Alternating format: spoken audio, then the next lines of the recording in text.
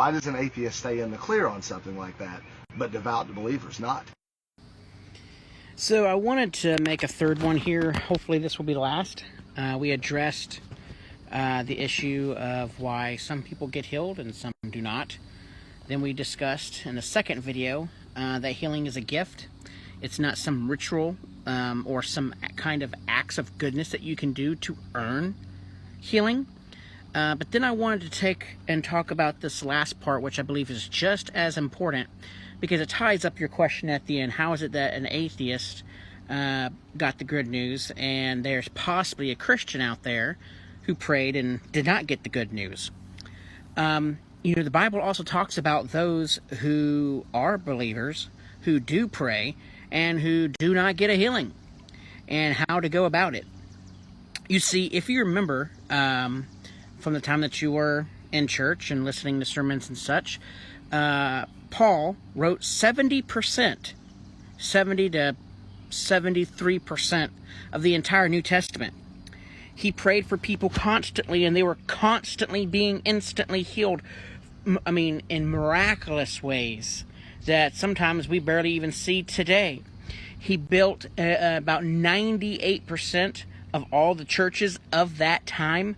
He was a missionary, traveled around the known world at that time, doing nothing but good. But see, Paul talks about where he had a thorn in his flesh, talking about some kind of illness, some kind of sickness, and he prayed continuously. He fasted. He did all the things that he normally did, and the Lord would never, as he said it, remove the thorn from his flesh. In other words, the Lord never healed him from his inflections. And it says that he even called out to God and said, "Why?" Did you know God answered him? God answered him and said, "My grace is sufficient." And it was. God's grace saw him to the end of his days.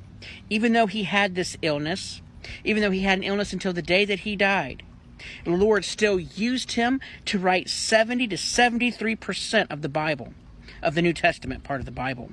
He built 90 to 98% of all the churches in the known world at that time. He healed thousands of people and led millions unto the Lord, both directly and indirectly. He today is still influencing and changing the world, even though he was never physically healed. God promises us healing. And now, that ultimate healing is salvation. Now, we can also get healed